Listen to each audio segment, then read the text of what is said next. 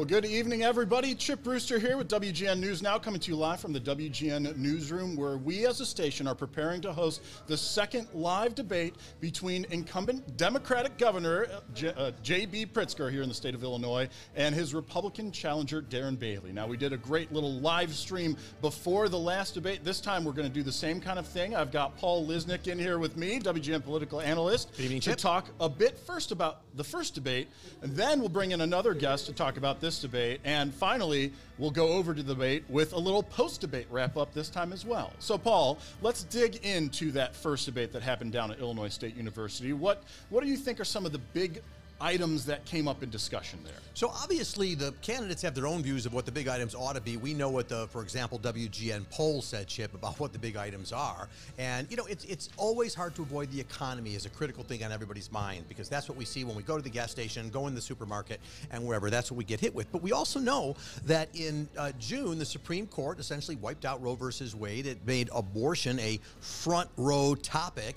And certainly that's something Democrats have been relying on a lot, not just in Illinois, but all around the country, really, as a prime issue. And of course, it was addressed in our first debate as well. And so for that, we have a clip of Darren Bailey, who, of course, had to be a bit on the defensive about it. Here's how he answered when asked about the topic of abortion. Illinois has the most permissive abortion laws in the nation. Nothing's going to change when I'm governor.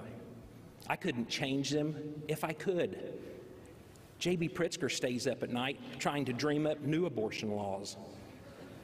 Those issues are dividing us. My focus is going to be crime, taxes, and education. And so there he was, taking those Republican talking points to essentially counter away from that issue of abortion here in the state of Illinois. But he made a very valid point. He really wouldn't be able to do anything regardless of his beliefs.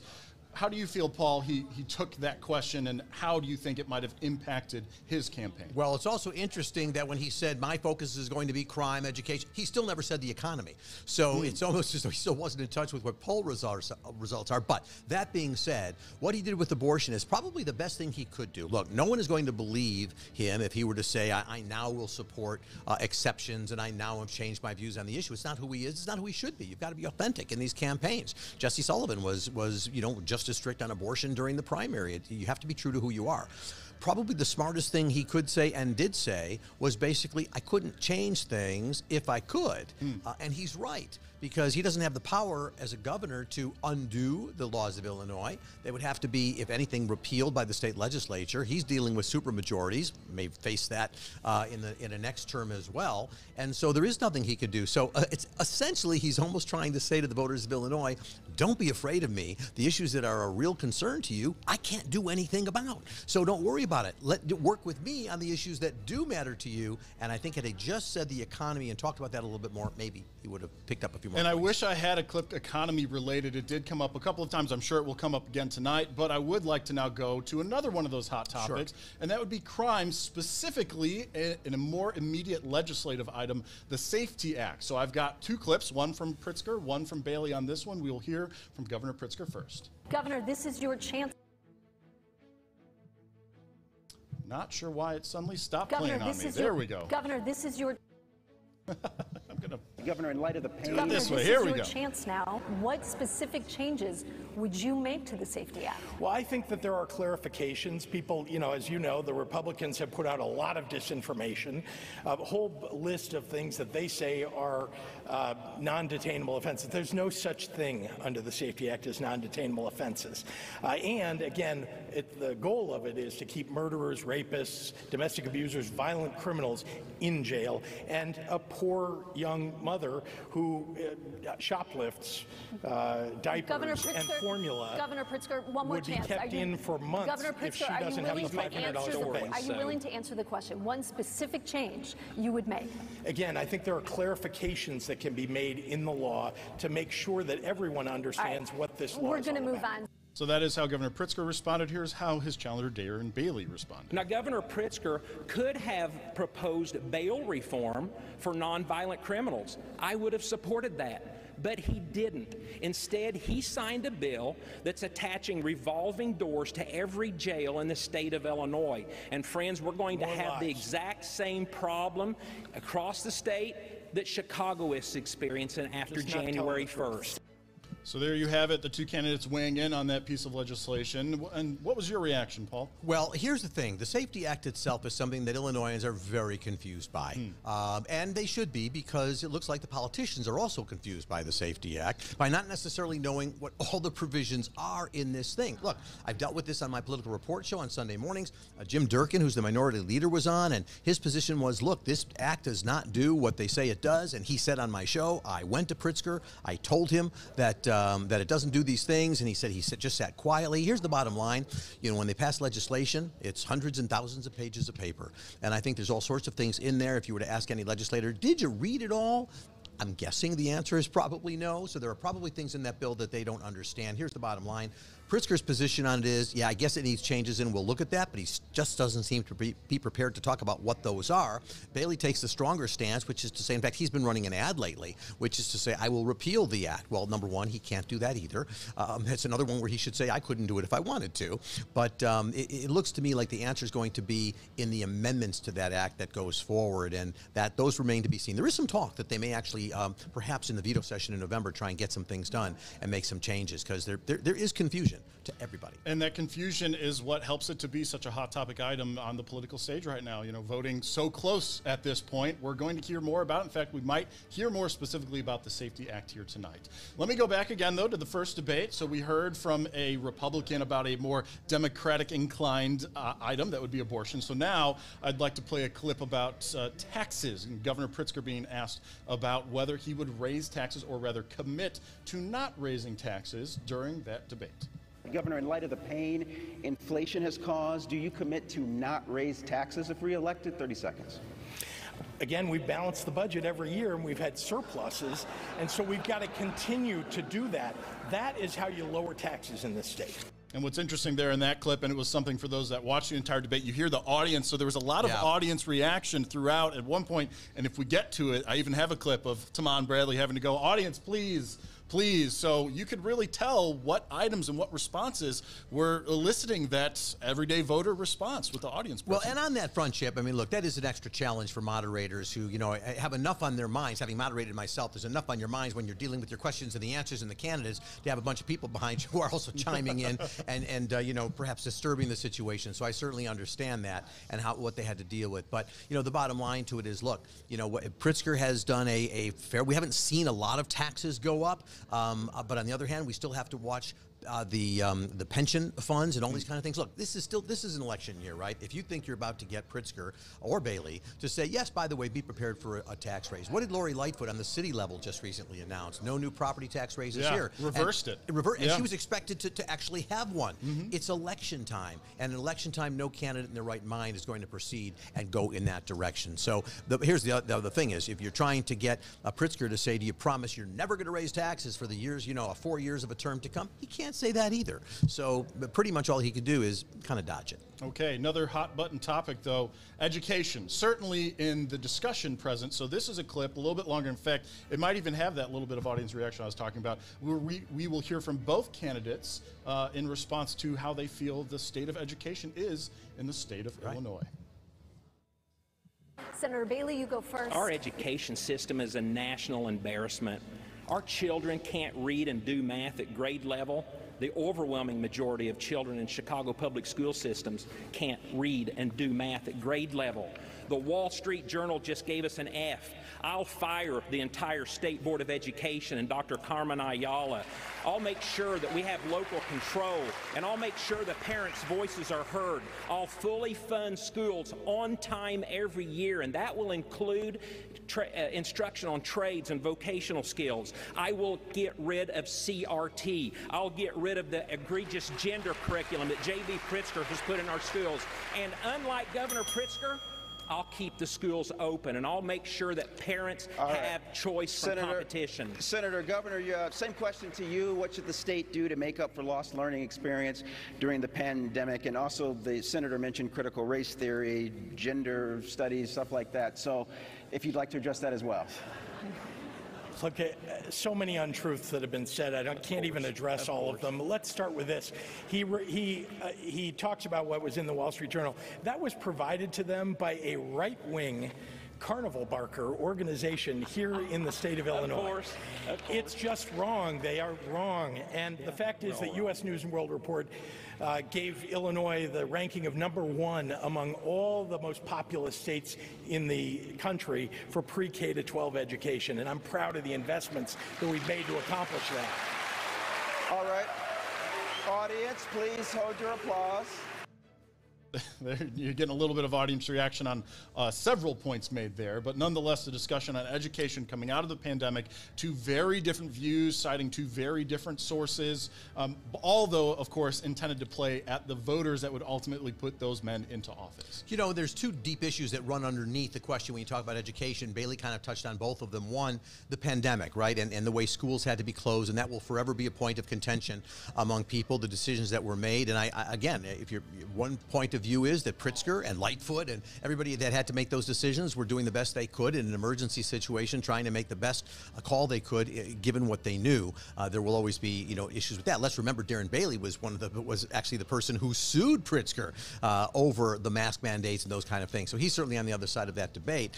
The comments about, you know, the gender differences and getting CRT out of the school and all of that, that's something critical race theory, by the way. Yes. They never actually said it. They just said CRT. Right. Critical race theory is what that is. Which, as far as I know, that comes up in a lot of different states, and critical race theory is just something that's often taught in law schools and graduate classes, and it's this higher level theoretical thing that people talk about. It is not in grade schools. It's just not a factor there. But once again, let's not talk about the nation. Let's talk about Illinois. And in Illinois, when you can't win a gubernatorial election without taking a good percentage of Chicago, of Illinois, of Cook County, and having that behind you, you know, the leanings on those issues tend to be more blue than red on how people view the notion of respecting people's genders, gender identities, and those kinds of issues. So, you know, once again, you have to look at Darren Bailey and say, remember your audience. You know, be true to your views, but remember your audience. And if you can't do something about it, or you know, do you say as a governor, if you are a governor, look, I have my views, but I'm here to govern for the entire state of Illinois, and so I'm going to have to proceed for policies that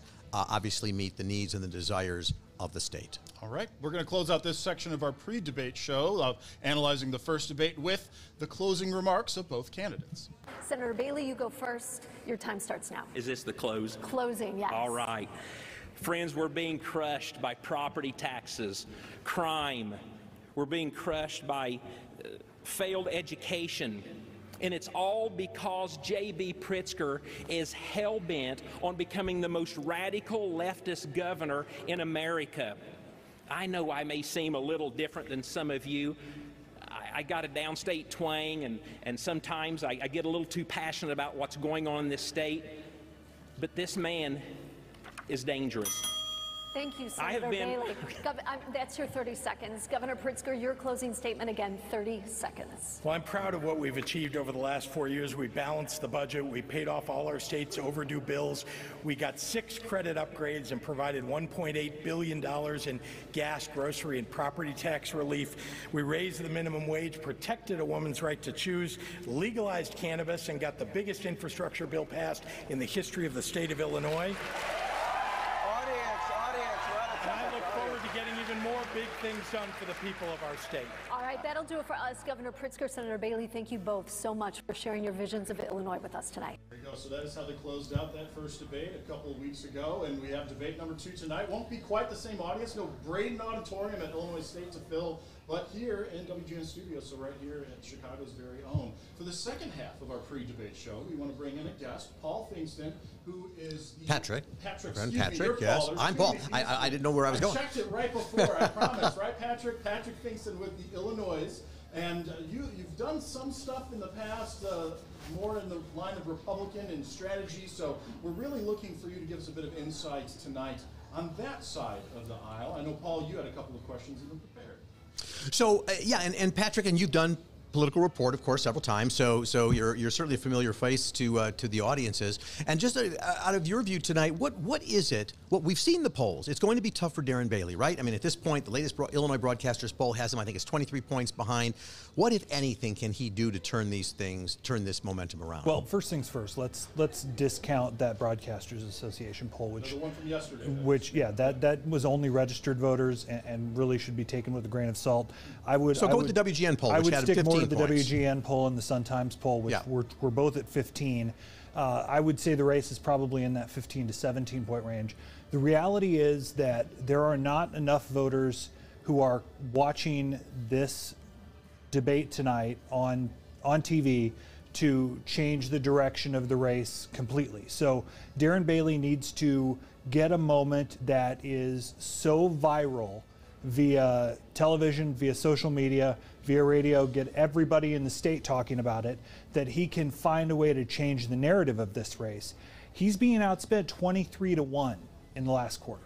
He doesn't have the financial resources to compete. He doesn't have the organization to compete. So he has to find a way to change the game.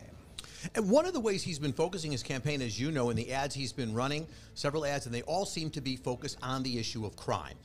Some he's not in. He's got somebody else speaking for him, and some he's in. We've already talked earlier, the fact that at least the WGN poll put that issue as number 4. If you were advising him, and you're not, but if you were advising him, would you have said, yeah, stick with crime, put the ads in that direction? I think Republicans expected crime to be moving the needle more at this point. And I don't know that it has. It maybe will in suburban districts where you have a lot more specific moderate voters.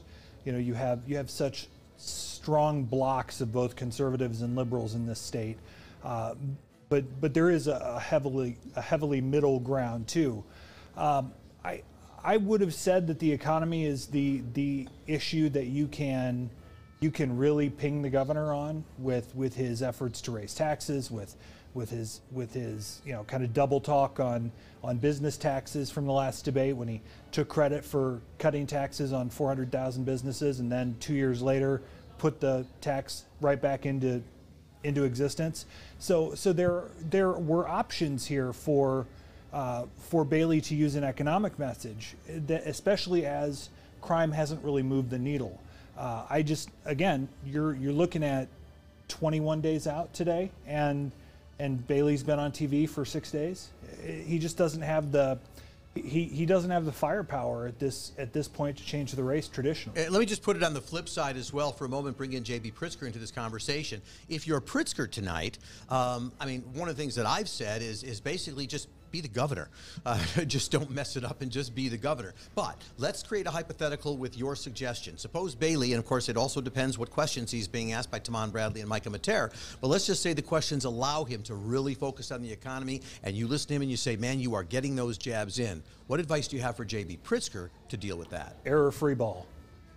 Talk about the fact that you've balanced the budget, you've increased the state's credit rating, you've been able to, albeit thanks to billions from the federal government, you've been able to right the state's financial ship, especially as income tax revenues over the past couple of years have exceeded expectations.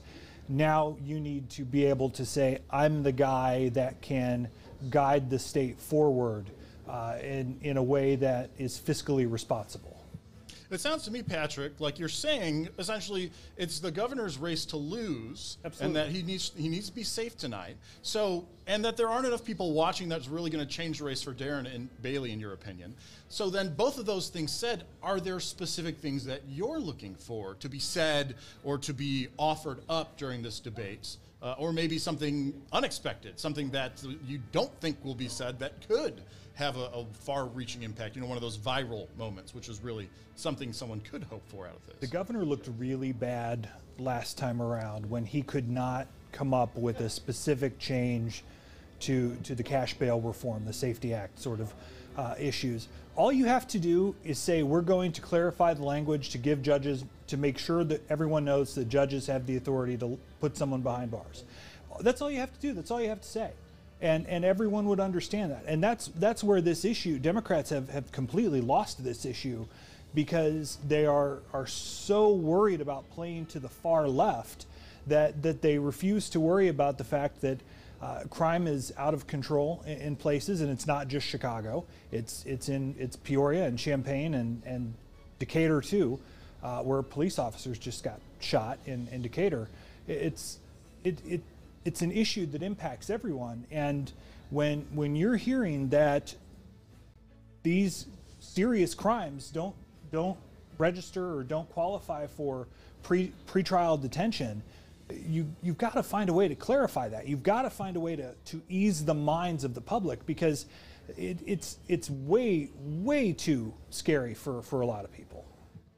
You know, so much of this has to look. A lot of this is a marketing game too, right? What you call it? It's called the Safety Act, right? That's intentional. It makes me think of even on the federal level where you have the Inflation Reduction Act. I mean, these are marketing devices, and I'm just curious, Chip, Patrick, but when people are experiencing what they are experiencing in this economic world, I'm going to take crime out of it for a moment, but who do they blame? In other words, if things are happening, do they say, you know what, this is about the city of Chicago, it's Mayor Lightfoot. No, this is the state, it's Governor Pritzker. No, to be honest with you, this is a national problem. It's really the Joe Biden administration. Where does the blame go when people experience the economic pain?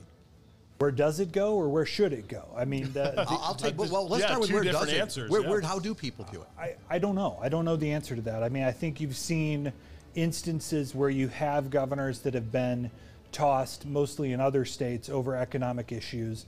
I mean, I don't know that we really want to go all the way back to Ogilvy and the state income tax, and was that 68? Yeah.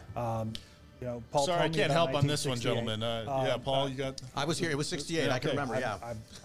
That predates me by right after Sam decades, Shapiro. Yeah. But you know, so you haven't necessarily seen the economy itself lead to a governor being bounced, but you've seen nationally a lot of governors have. The national economic issue, the inflation issue, inflation's not up because of J.B. Pritzker. Inflation is up because Congress passed out money like it was, like mints at the front door of a restaurant. It was. I feel like there's a Halloween candy reference here somewhere. Yeah, absolutely. But inflation's also a global issue. I mean, it's up everywhere. England ain't happy right now, for example. Absolutely, but there's also the issue where the federal government, Congress, of course, Congress can't tie its own shoes, but Congress has not done anything seemingly to seemingly right the ship. So now you have the Federal Reserve coming in, where Jerome Powell's just saying, we're going to raise interest rates until we push the economy into a recession, because that's the way to stop inflation.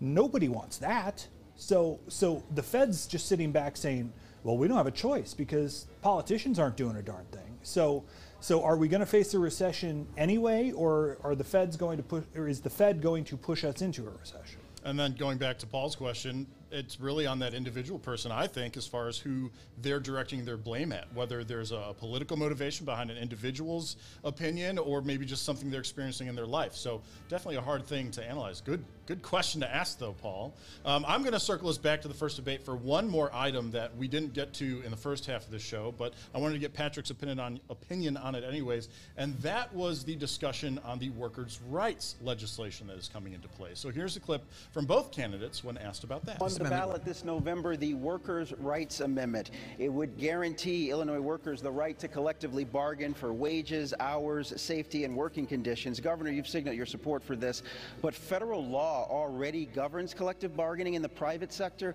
So why is a constitutional amendment needed? 60 seconds, please.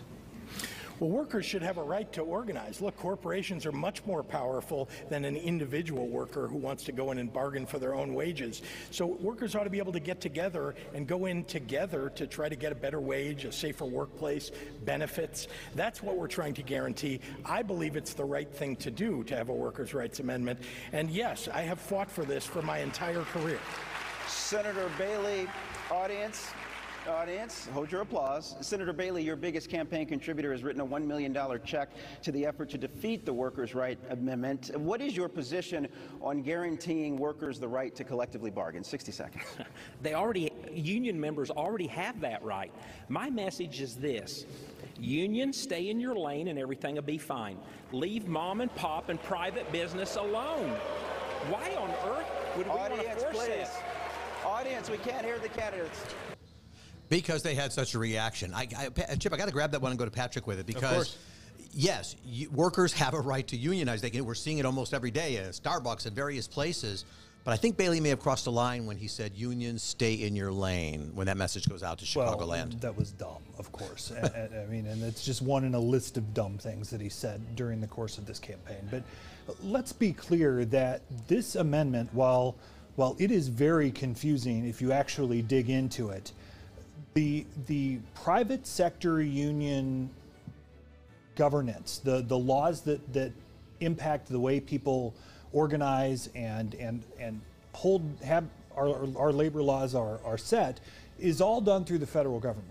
So no state constitutional amendment, no state legislation can supersede that. So in essence, this is a constitutional amendment that would guarantee the rights of private or a public sector union employees, and they already generally have government officials over the barrel. So is it necessary? I don't know the answer. I don't know that it is, but it also doesn't appear clear. I mean, maybe it does for ag workers in the sense that they would get some mandated time off during harvest. Or maybe it's just one of those amendments. Madigan was always famous for this, getting an amendment on that brings the voters out. That sounds but those enticing. were all non-binding. Most of the time when Madigan put one on the ballot, it was non-binding. This changes the state constitution, and isn't clear and isn't necessary. And if it's trying to supersede federal law, it will likely get struck down by the courts. Absolutely. Interesting. We have 3.5 minutes until this debate kicks underway. So, Paul, Patrick, either of you, what else are you looking for possibly out of tonight? Well, for me, listen, it came up last time, but I'm just intrigued by it, this notion of whether J.B. Pritzker plans to really run for president. He's never going to, if he is, he's never going to admit anything on that tonight. He's got to win this race before he moves on to anything else. But I think it's in the minds of people. I mean, it's people are talking so much about 2024 now, not just with him, just all over the place, that I think it preoccupies a lot of people. It shouldn't necessarily matter, but I would be interested to see if the question comes up again, as it did last time, will he commit to serving 4 years? His answer to that last time around was, I intend to serve 4 years. Well, he did say to intend to support Biden, who has announced that he is seeking re-election in 2024. And all of that allows anything to change, and then all bets are off. He didn't sign that. That was the prop moment from Darren Bailey there. Didn't sign that pledge, if you will. Patrick, any final thoughts in advance of tonight's debate? The governor and his people were not happy with the way the last debate went. Darren Bailey exceeded expectations, came out and kind of pushed the governor around a little bit. The governor's been in prep mode for more than a week. Hasn't had a public event in more than a week. So he is likely to come out swinging. And my guess is that he's going to come out and make Darren Bailey look like the second coming of Steve Bannon and Roger Stone.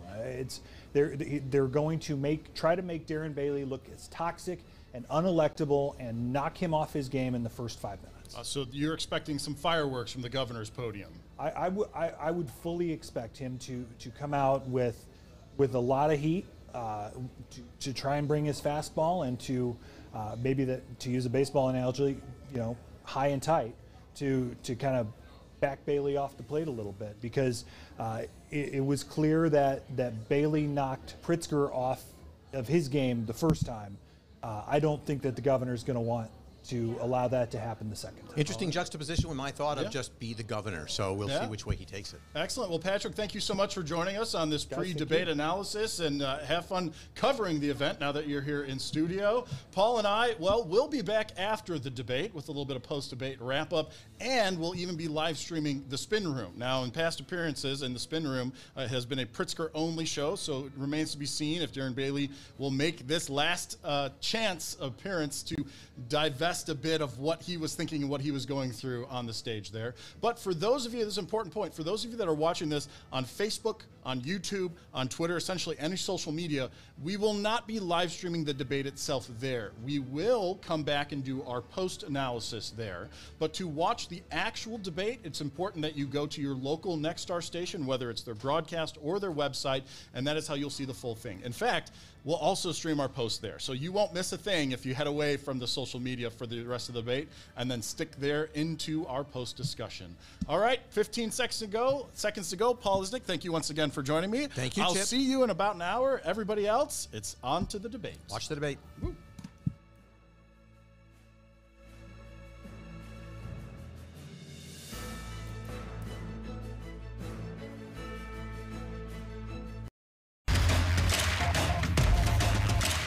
JB's an arrogant liar. Over and over again, you've heard Darren Bailey lie. The top job in Illinois is on the ballot. I just voted. Two candidates face off before Election Day. I love this job. Incumbent J.B. Pritzker. He's a dangerous person to make governor of the state of Illinois. Challenger Darren Bailey. It's time for a change, and that only happens when we fire J.B. Pritzker. What are you going to do to protect women's choice in their reproductive health? What are you going to do about the immigration? Tonight, we ask the questions you want answers to. Will you do anything to make housing more affordable? What are their plans for the crime and safety of the city? From crime in Chicago. What are you going to do about the safety in Chinatown? What would be your plan to keep businesses in Illinois? To education and the economy. What are you going to do to help small businesses? Live from Chicago and your local election headquarters, this is the Illinois Governor's Debate. And good evening. I'm Micah Mater. And I'm Timon Bradley. We welcome you to the second and final exclusive debate between the candidates for governor of Illinois with exactly 3 weeks until Election Day. And tonight we're broadcasting live from the historic WGN TV studios on Chicago's North Side. But this debate is again airing live in every county across the state, carried by 8 Nexstar Media Group stations and 2 partner TV stations. And we want to join in the conversation. We want you to throughout this hour. So use the hashtag ILGovDebate. The rules for the debate remain the same. Each candidate will have 60 seconds for each question. If there are follow-ups, candidates will have 30 seconds, and there will be up to 30 seconds allowed for any rebuttals. At the end of the debate, each candidate will have 30 seconds for closing statements. And candidates, you will know when your time is up because you will hear this bell. And tonight, you'll notice there is no studio audience like last time. Candidates, we ask that you refrain from interrupting or speaking over one another for the next hour. So, let's get this party started. Everybody ready? All right, Senator Bailey, our Nexstar Emerson College The Hill poll found that just 25% of likely voters who live in urban areas plan to vote for you. With just 3 weeks until Election Day, how do you convince them to change their minds? You have 60 seconds. Thank you very much. It's an honor to be here, and I appreciate this opportunity to get the words out to all of Illinois. Everyone in Illinois can look at my record for the past 4 years and they'll understand that I'm running to restore hope to all the good people in Illinois. And we're going to do that by returning safety back to our streets. We're going to restore our education. And we're going to support working families so that they can live and thrive and raise their families here in Illinois again. I'm a farmer from Southern Illinois. Hard work is all I've ever known. And I love to remind people what farmers do. Farmers fix things that are broken. Farmers solve problems. And farmers grow things. And as a matter of fact, about 250 years ago, it was a group of farmers that created the greatest nation on the face of this earth. And I think they did a pretty good job. And I'm looking forward to expanding upon that for the state of Illinois. Thank you. Governor Pritzker, that same poll found that nearly 41% of likely Illinois voters find you somewhat or very unfavorable. With 3 weeks until Election Day, how do you change their minds? You have 60 seconds. Well, thank you and good evening. I'm running for re-election because we deserve a government that puts people first and addresses the kitchen table issues most important to working families. After years of mismanagement, I've balanced 4 budgets in a row, paid off all the state's overdue bills, gotten 6 credit upgrades, and that's allowed me to provide $1.8 billion in gas, grocery, property, and income tax relief for working families. I've also raised the minimum wage to a livable wage, and I've protected a woman's right to choose. And I did all that while fighting a deadly global pandemic, saving lives and livelihoods. I've done my job so working families can do theirs. Darren Bailey is a Trump extremist. He opposes abortion. He thinks it's okay to force a 13-year-old rape victim to give birth, wants to end the state's minimum wage and throw Chicagoans out of Illinois. I'm proud of what we've achieved over the last 4 years, and I look forward to getting even more big things done. Gentlemen, it's good to see you both again. Senator Bailey, over the course of your career, you have at times called for the city of Chicago to be separated from the rest of Illinois.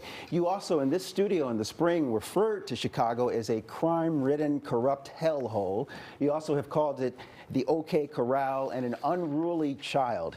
If you're elected, what is your specific plan for Chicago within the powers of the governor's office? 60 seconds, please. To let the people know that help is on the way and things can be better. And I want to remind you, 4.5 months ago, as I stood right here and made that comment, within 6 hours later, a homeless man was put on fire in Chicago.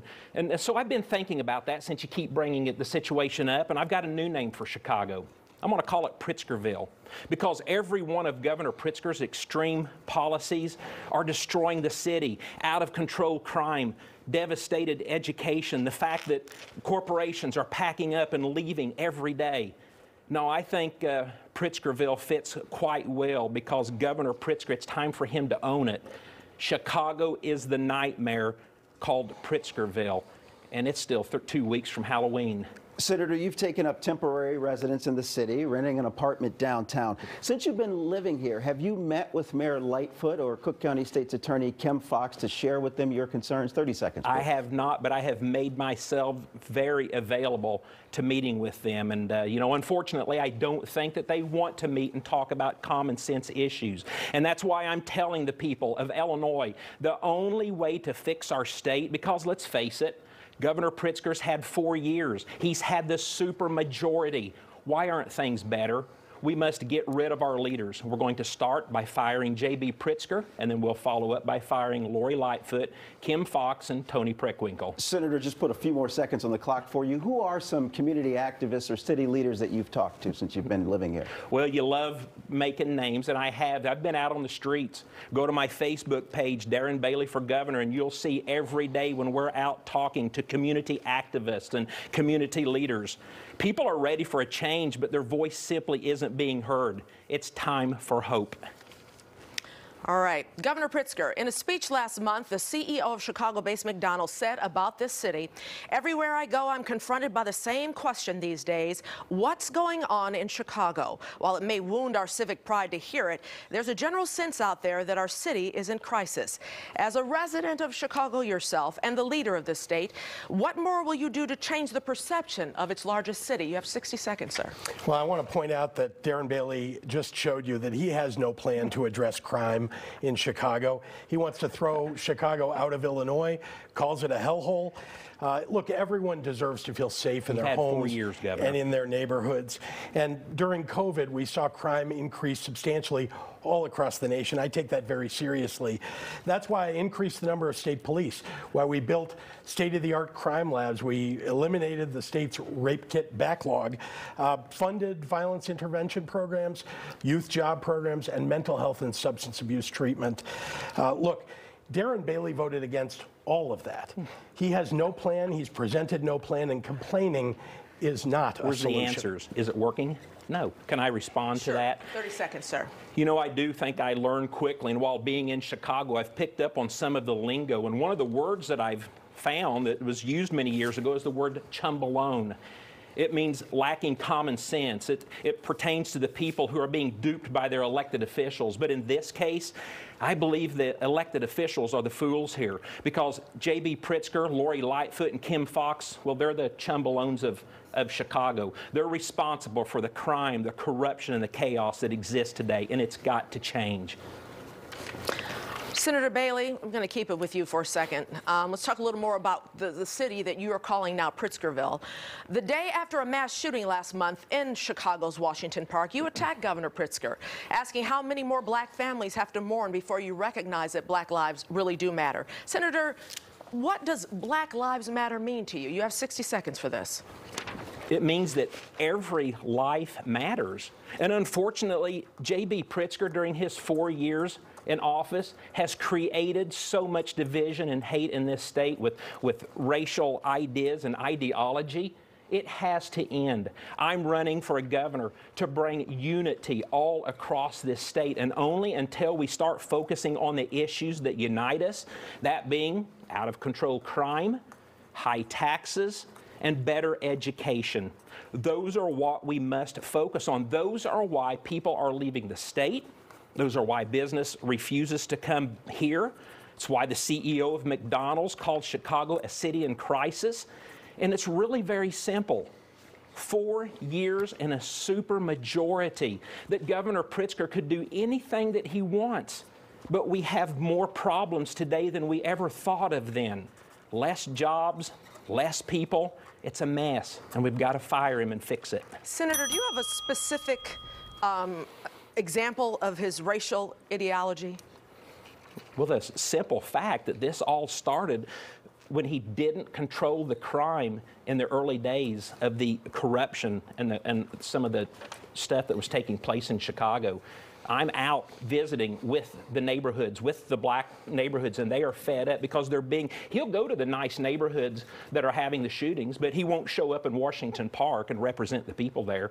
That's what people are fed up about. Governor, a simple question for you, a similar, I should say, question for you. As governor, how have you improved the lives of Chicago's black and brown residents? Well, I want to point out that Darren Bailey has surrounded himself with racist, misogynistic, homophobic, xenophobic people and organizations, including chasing after the chief among them, Donald Trump. That's all you can talk about. Who do you trust to stand up for you? He's going to stand up for them, not for the working families and particularly black and brown people across the state of Illinois. Look, I not only have invested hundreds of millions of dollars into the neighborhoods, not just in Chicago, but across Illinois, of black and brown people. And frankly, I have the most diverse administration in the history of the state of Illinois. I'm proud of what we've achieved. We have much more to do. There's no doubt about it. Significantly more investment for our communities that have been left out and left behind all across Illinois. We need to quit tossing money at the problems and solve them. Can we not have interruptions? Can I rebuttal since we would prefer that we don't have interruptions. I'll answer questions. When you sit here and lie like that, the voters, the people have to know that you're lying to them. All right, gentlemen, we do want you to sort of mix things up, but let's refocus the conversation. Governor Pritzker. Well, can I make a rebuttal to his? He continues. All the man can do 30 seconds, yes. is slam me. J.B. Pritzker lies about it, but his Safety Act. Let's talk about being radical. His Safety Act is going to let prisoners out of jail. It's a revolving door on all of our jail cells across Illinois. He wants to talk about abortion, but we already have the most permissive abortion laws in the nation. Nothing's going to change. I couldn't change him if I wanted to. This man's going to lose hair in his head because he stays up night scratching, trying to think of new ideas. His gender issues are so extreme. He tries to inject them in our schools, and thank God almost all school districts have dismissed that. All right, Governor, 15 seconds that you want to respond quickly. We will get to the Safety Act and abortion, by the way. Okay, well, I mean, I just want to say that Darren Bailey constantly talks about repealing the Safety Act on day one, but then at the same time, he says he can't repeal reproductive rights. Which is it? Either he doesn't understand the legislative process or he's lying about his positions. Okay, all right. Governor Pritzker, a 2018 study by Southern Illinois University found that Cook County, where we are tonight, puts more tax dollars into the state's coffers than it receives. Would you consider changing that formula to give Chicago more financial resources? 30 seconds. I think we have a fair system. In fact, Darren Bailey doesn't understand this because he's talked about throwing Chicago out of Illinois. The fact is that we are one Illinois. More money, more problems. We are one Illinois. And we send dollars downstate because we need to improve roads, we need to improve schools. It's the right thing to do. But do I also think we need to invest here in Cook County and in the collar counties? Of course, and I've done that as governor. In fact, let's talk about education funding. I've increased education funding by $1.3 billion, and that really is improving our schools. U.S. News & World Report has named us #1 among the top 10 most populous states in the nation for pre-K to 12 education. Senator Bailey, same question to you. The downstate region that you represent receives $1.87 for every dollar it gives. Would you reconsider how tax dollars are doled out? 30 seconds. Well, I want to tell you that's based on the Paul Simon Institute report, and it's flawed. You need to go back and look at some of the work that was done after that report came out. But to Governor Pritzker's claim, we've got to quit throwing money at problems, and we've got to demand accountability. Our children here in Chicago receive $29,000 per student, yet Chicago schools, they're failing our children. We have the lowest turnout. We have the lowest production of all. More money is not the problem. Accountability and transparency is the answer. Senator Bailey, your public safety plan talks about cracking down on gangs. How specifically are you going to do that? Do you favor an asset forfeiture program like what Mayor Lightfoot is pushing? We'll give you 60 seconds. Well, I think first and foremost, we need to deal with our southern border, and we need to get that under control and stop the inflow of illegal activity, because what that is bringing, it's bringing gang violence, it's bringing sex trafficking, it's bringing drug trafficking. It's a mess, and we've got to deal with that. And then finally, we simply need to get rid of this sanctuary state status so law enforcement can do their job and start reining this gang activity in. Again, Governor Pritzker and Mayor Lightfoot seem perfectly fine on all of this rampant crime. It has gotten worse in 4 years. That seems to be the message tonight. I really thought Governor Pritzker would come here with something different, but unfortunately it's telling us how great he's done over the last 4 years. Friends, life is worse today than it's ever been in Illinois. Nothing has gotten better in the last 4 years, and the only way that we change it is create change. Fire J.B. Pritzker and elect something different. Governor Pritzker, you signed off on an expansion of the Violent Crime Witness Protection Program, a recruitment fund for law enforcement, and declared gun violence a public health crisis. But there were still 31 shooting victims and 8 people killed in Chicago over the weekend. What is your plan to crack down on violence? 60 seconds. Well, let's begin by pointing out exactly what you just said, which is I'm the first governor in literally 9 years to fund the Gang Crime Witness Protection Program, because we need to fight against gangs. We need to make sure that they're held accountable. Now, I've also invested, as you know, in state police. We've increased the number of state police. Our state-of-the-art crime labs are actually doing DNA evidence evaluation so that we can reduce crime. You know, if you want to reduce crime, you got to solve crimes. And all the things that we've invested in over the last 4 years have been aimed exactly at that. Look, there's no doubt during COVID, we've seen crime increase all across the nation, and Chicago and the rest of the state, no exceptions. But we've got to stand up for our state police, invest in police. Darren Bailey voted against all of those things. He's got no plan. All right, gentlemen, let's stick with the issue of crime for a second. Governor, the senator has criticized you, Mayor Lightfoot, and State's Attorney Kim Foxx by name. How do you grade the job Mayor Lightfoot and State's Attorney Kim Foxx are doing? Give us a letter grade on that. Well, remember that when you're governor, you've got to stand up for all of the municipalities and all the counties across the state of Illinois. You've got to make sure that you're helping them with programs like Gang Crime Witness Protection, making sure that we're providing them with the tools and technology across the state in order to solve crimes. Now, look, I'm going to stand behind the mayors and the state's attorneys across the state to make sure that they're able to do their job, that we're providing them with the resources that they need in order to prosecute crimes. So do you have a letter grade for them? I don't like to give letter grades, but I will tell you there's more that needs to be done, no doubt about it. All right, Senator Bailey, 15 seconds to rebut. Oh, gosh. Let's talk about his incompetence. Do you have a letter grade? F. But let's talk about what's really destroying our state. Governor Pritzker, your incompetent and arrogant leadership is killing people. 36 of our patriots in our LaSalle Veterans Home, your fault. 9 children in the DCFS system, your fault. Over 600 deaths in Chicago, your fault.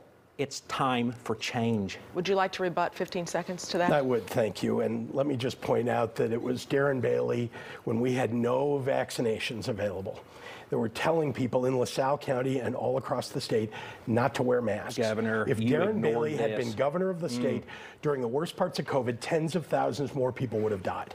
All right, gentlemen, we want to take a few moments to hopefully clarify a few things that came up when we first saw you 2 weeks ago. Governor, you said this about Republican critics of the Safety Act.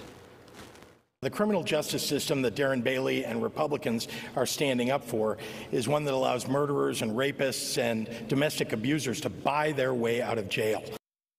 Governor, you've accused Republicans of putting out disinformation about the legislation, but the law does have critics from your own party, including state's attorneys who are suing you. What steps are you taking to clarify what the law actually does? 60 seconds. Look, the folks who are critical of the Safety Act and who are spreading disinformation want to let violent criminals out of jail on January 1. That's not what the Safety Act says. But if they're going to try to do that, we ought to amend the Safety Act to make sure they can't do it. Let's amend it, but not end it. And Darren Bailey is defending a system currently that allows people to buy their way out of prison. Remember, murderers, rapists, and domestic abusers are the ones who he says it's okay to allow them to buy their way out of jail. Oh, you're letting them out. The fact is that victims and advocates approve of and support the SAFE-T Act, and so do I. Senator, I see you want to jump in, but one more thing for you, Governor. Today, the sponsors of the SAFE-T Act said they would not support the proposed changes by Democratic Senator Scott Bennett. You've previously called his proposal a pretty good bill. Do you still feel that way? 30 seconds. Well, as I've said, there are a lot of provisions in that bill. I think that we ought to be looking through all those provisions to decide which ones, and I've just suggested one that we ought to implement. But look, Senator Bennett is a former prosecutor. I think he's very thoughtful about these things. But as you know, I support the SAFE-T Act. Again, we ought to amend it appropriately and make sure that we're ending cash bail while keeping murderers, rapists, and domestic abusers in jail. All right, Senator Bailey, please weigh in. 30 seconds, sir. Well, he talks about rapists and murderers and criminals in jail, but I want to point out a few names here who Governor Pritzker has recently let out of jail. Veronica Wilson, she murdered someone, and she's in jail. Governor Pritzker let her out last year. Earlier this year, she gets arrested again. What for? Attempted murder. Omar Anderson. To be clear, are you talking clemency board? What are we talking? How did you the prisoner review board that Governor Pritzker assigned and then signed off to. Omar Anderson, armed robbery. A year later, guess what? He's back in jail again for armed robbery.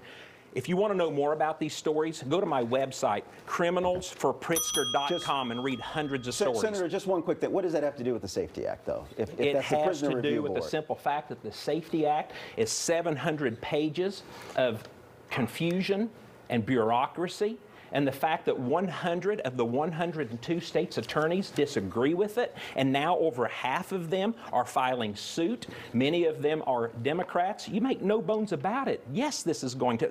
Governor Pritzker's SAFE-T Act put revolving doors on our jail cells. We'll give you a few seconds. Go ahead, Governor. Look, Senator Bailey is obfuscating on this issue. The Prisoner Review Board is an independent, bipartisan board. It makes decisions about whether people deserve to be let out when they're available for parole. He had a convicted They killer decide whether or not they're going to be recidivate, whether they're a danger to communities, and they make decisions about whether to keep people in. And most people, they keep in prison when they come up for parole. All right, let's talk a little bit about the economy. Senator Bailey, we're going to play for you what you said about wanting to enact zero-based budgeting. Once we do a zero-based budget, I believe there's $10 to $15 billion in that budget of waste, and we can take that and begin to get our state healthy again. And you've also said that everything is on the table. What in the $10 to $15 billion do you plan to cut? Name 3 things, and you have 60 seconds for that. We're going to fire all of the agency directors because they failed. We're going to place business-minded men and women in those positions. They will be tasked with coming up with a zero-based budget. Maybe people don't understand what that means, but that means accounting for every dollar that's spent. Governor Pritzker hasn't even read the 5,000-page budget that he's created over the last 4 years. No one knows what's in it. And as a matter of fact, just this last year, $2 billion of fraudulent payments was discovered in the Department of Employment. Governor Pritzker ignored it. He didn't do anything about it. And it took some doing to actually get an account to find that money. Now, I want to suggest to you that if $2 billion was just recently found as fraudulent unemployment payments, can you imagine how much more fraud or waste exists in each one of these agencies?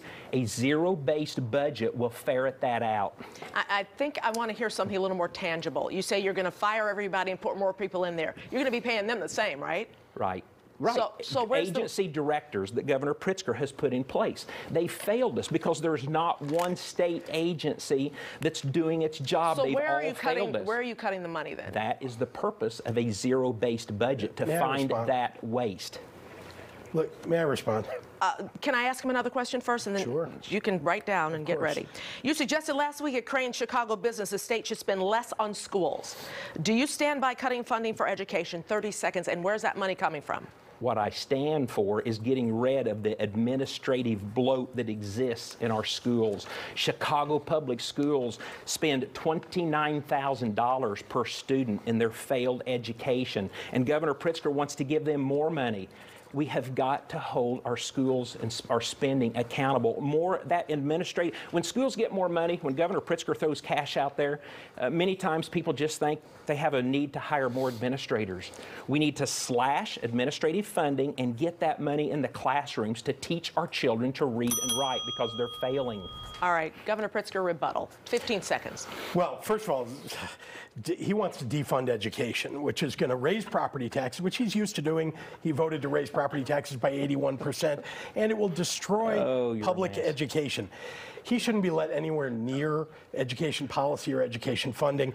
He runs a school that teaches kids that women are inferior to men, that slave owners Governor Pritzker, now that's too far. I'm not going to tell you again not to interrupt. That's too far. Let him finish. That's too far. Let him finish. May I just have an extra couple of seconds here? 15 seconds more. The fact is that Darren Bailey has proven that he would be dangerous for our kids, for parents, for communities, if he were put in charge of public education. We need to make sure that he doesn't come anywhere near the governor's office. Governor, the state's credit rating has improved over the last 3 years, but spending has increased. During the first debate, you would not commit to not raise taxes. Do you see any possible cuts that can be made to the state budget? 30 seconds, please. I absolutely do not want to raise taxes. In fact, I think we should lower taxes, just as I have with the $1.8 billion Illinois Family Relief Plan. But I also want to point out that I cut $700 million in the midst of this terrible pandemic that we've gone through to make sure that we could make ends meet for the state. We've got to balance the budget. That's how you make sure that you can provide tax relief for families all across Illinois, as I have. Darren Bailey has no plan for doing any of that. He just has broad strokes and just says he's going to cut taxes. That's great. Tell us how you're going to do it. Let's talk about reproductive rights, gentlemen, shall we? Senator Bailey, just tonight you said nothing is going to change about Illinois' abortion laws if you're elected. But last week, the executive director of Illinois Right to Life promised you will work to undo extremism. If elected, would you pursue pro-life policies through executive orders? You've got 60 seconds. Well, let's talk about extremism. Governor Pritzker is perfectly fine with our children getting abortions without their parents knowing anything about it. I think that's extreme. Governor Pritzker is perfectly fine injecting his gender curriculum, the first of its kind in the nation, into our schools. Woke ideology. I think that's extreme. Governor Pritzker's Family Foundation is the primary sponsor for experimental gender surgeries in children's hospitals all across this nation, right here in Chicago. False. I think that's extreme. Governor Pritzker tries to inject his radical gender ideology into our classrooms. And most school districts have rejected that. No, okay, Governor Pritzker is the Senator, extremist. I need to know, if elected, will you not pursue any changes to the state's current abortion laws? I need you to answer that. That's a fool's errand. The state, for 30 years, Democrats have had a stranglehold on our legislative process. I've told people time and time again, I commit to unifying this. So you're not going to pursue to change the laws? It's not going to happen. I am committing to pursuing even using an executive order? You can't do that by executive order. So you're just going to leave it as is? I can't do anything about it in today's climate. Look, all right. Let me just point out that everything that Darren Bailey left, just but said, we've got to bring unity. Give him 30 seconds to rebut, sir. Please do not interrupt. I still got time on the clock. But you stopped. Go ahead. Finish what you want to say. No, he interrupted me. And you've been interrupting him as well. So come on, guys. But you went to him. We have got to bring unity to this state. And we do that by bringing safety to our streets, reducing our taxes, and making education better, all of which have been decimated with his time. Okay, your time's up. Shh. Darren Bailey wants to ban abortion in Illinois. He wants to jail doctors and jail women who are seeking to exercise their reproductive rights. I have stood my whole life for women exercising their rights, especially their reproductive rights. We've got to make sure that Illinois is a haven for women all across our state so that they can exercise those rights and make sure that their doctors are not imprisoned either in Illinois or anywhere else in the nation. We've got to protect them. We've got to make sure that our clinics are expanded so we can provide those services for women who are in need. Let's talk about women coming into Illinois. Governor Pritzker, our WGN-TV Emerson College poll found likely voters are mixed on spending state funds to help clinics accommodate patients from other states. Would you pursue additional funding for abortion clinics if reelected? 60 seconds. I think the federal government is looking at that, and certainly if there are federal funds that we could bring into Illinois to help our clinics, I would do that. But the fact is that we are a haven for women in all the states around us where abortion has been made illegal, where they would, in fact, jail a woman for exercising her rights. I think that we need to expand the provision of those health services, and they are health services for women, if they come to our state, but especially protecting the women who are right here in Illinois from Darren Bailey and the people who want to ban abortion. Let's talk about education in Illinois, gentlemen. Data from the Illinois State Board of Education shows there were more than 2,100 unfilled teachers' positions across the state at the start of the school year. Senator Bailey, what is your specific plan to fill teacher vacancies at schools statewide? 60 seconds. Education here in Illinois is an absolute national embarrassment. Our children can't read and they can't do math at grade level, and that's proven. And Governor Pritzker thinks that everything's fine and he wants to throw more money at that. Who wants to be a teacher and have to teach his radical woke curriculum? Who wants to be a teacher when there's no discipline in the classrooms and they can't do their job to teach our children? No, we have got to offer ideas and make people proud again to be a school teacher. That should be one of the most honorable positions in the world, to teach our children. But when we put them into failed schools and our children are failing, which they are, you can't deny that. So what is your plan to bring more teachers? Our plan is to restore the education process and start teaching our children to actually read, to write, to do math. But you need teachers to do that. So how are you going to put teachers in schools? It's kind of like being police. When people can't do their jobs, they don't want to be involved in that profession. And J.B. Pritzker has opened that door wide open, and that's why no one is wanting to teach. 30 seconds, sir, to rebut. Well, Darren Bailey already said that he wants to defund education in Illinois. That's not going to attract teachers. During my administration, we've actually added 5,000 more teachers, and we have the lowest number of shortage, rather. We have the lowest shortage that we've had in a decade. I've funded public education, $1.3 billion. We've got to continue to fund public education. Attracting teachers to Illinois is making sure that they get the salary, the benefits, and the opportunity that they deserve. We've provided new avenues for teachers in Illinois so that they can become teachers through, getting licensing in an easier fashion, but making sure that they're qualified for the jobs that they're taking. Senator Bailey, you mentioned school curriculum. The first bill you sponsored after being elected to the legislature pushed for the use of "In God We Trust" in public schools. If elected, would you make changes to the state's public education curriculum? 60 seconds. Well, I've been trying to get cultural issues out of our schools, because I've been fighting this guy for the last 4 years who's trying to put cultural issues in our schools. No, the In God We Trust bill, all that did was allow schools to display "In God We Trust" if they so desired. That's what it did. As a matter of fact, I worked with Democrats to get rid of one of the ed test, what's the name of it, one of the requirements, so that it could make it easier that when our colleges graduate teachers, that they can go in and get their jobs instead of more regulations that currently exist in government. So no, my prime goal is teaching children to read, to write, to do math, but they're failing, and it's gotten worse over the last 4 years. It hasn't gotten any better. JB's destroyed it. Senator, you've also been criticized for the curriculum at your private Christian school downstate, Full Armor Academy. Representatives from Bob Jones University have admitted that versions of their textbook include phrases like "the majority of slaveholders treated their slaves well," and "the contribution that women made in the workforce was not without its cost." Do you agree with those teachings? 30 seconds. That school is not political to me, and I'm not bringing it into this campaign, and I don't know of where that's at, if it was ever in that curriculum, but it is J.B. Pritzker who's bringing CRT issues and cultural issues into our schools. And that has to stop, because it's not helping us. Our children are not learning to read and write. I don't know how many times I have to say this, but it's a fact. Wall Street Journal just gave us an F on our education, and we're doing nothing about it except just throwing more money out there, and hopefully that will solve the problem. It's making it worse. Governor, during your first term, you've signed bills requiring schools in Illinois to teach Asian American history, LGBT history, and a controversial change to the state's sex education curriculum.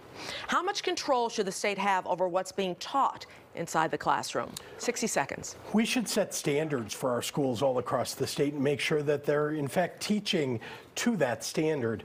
The fact is that, when you talk about sex education, I want to be clear. Parents can opt out of sex education. Schools can opt out of teaching sex ed in their schools. Darren Bailey ignores all of that. The fact is it's a national standard we're suggesting for schools all across the state. He also talks about CRT. CRT is not taught in schools in Illinois. It just is not. He's making that up. The fact is that when he started his religious school and started teaching these crazy ideas that slave masters were good to their slaves or that women are inferior to men, that's an indication of what he would like to see in our public school system. That you create. Why is he teaching it if he doesn't believe in it? What would you say? Dividing our state. We're going to follow real quickly. And what would you say to parents who want more of a say over what their kids are being taught? 30 seconds, sir. I think parents should have more say. In fact, I think they should run for school board. They should go to their school board meetings, talk to all the school board members, make sure that they're at PTA meetings, talking to teachers, to make sure that their kids are getting what they need and deserve. But let's be clear, if you defund education, that's not helping anybody. It's not helping the parents. It's not helping the kids. We need to make sure that we're funding education properly so that kids can get the kind of education that I think everybody in Illinois deserves. Let's talk about equity and recreational use cannabis. The state's program went online in 2020. The first predominantly black-owned craft grow house recently opened in the state. But Governor, since 2020, more than 340 licenses have been given out, and only one has been given to a minority owner. Governor, when will you make good on your promise to diversify the lucrative cannabis industry? Well, that's not true. Let me be clear. 185 licenses have been awarded under the Social Equity Licensing Program. But those are conditional. They are. They're conditional upon opening a store. So right now, people are, in fact, opening stores. It's terrific. Has it taken too long? Yes, it has. And the fact is that people went to court and sued because they didn't think that they deserved to be knocked out of the program, some of those folks. People who were in the program wanted the program to change. They sued. Look, I think those things have been worked out through the court system. Now you're seeing people taking in loans, building out their dispensaries. We've seen cultivation licenses awarded. Those licenses, to be clear, 40% have gone to people of color. And the whole point of it is to make sure that there is equity across our state for people who've been left out and left behind, who've been the victims of the war on drugs. So I guess, Governor, where can people go, though, if they wanted to support a black-owned recreational marijuana business? Where would they go to find it? Well, first, those folks are seeking investment right now. In fact, they're taking loans from the state, which is great. That's exactly what this program is about. I want to point out another aspect of equity, which is that we've expunged 800,000 arrest records, low-level cannabis arrest records, and pardoned people with low-level convictions. That was all part of this cannabis legalization program. I'm proud of that. We also have the R3 program, which Lieutenant Governor runs, and which distributes money into places that have been left out and left behind. All right, we need to bring Senator Bailey into the discussion. You voted against recreational cannabis in Illinois. It's a big topic nationally, with President Biden announcing he would pardon thousands convicted of possession earlier this month. If elected as governor, will you reverse decriminalization of cannabis? 60 seconds. Nope, I don't see that happening. That's not on my priority list. You know, I find it interesting that Governor Pritzker, for 4 years, equity. And he finally had his opportunity with the recreational marijuana dispensaries, and he failed again.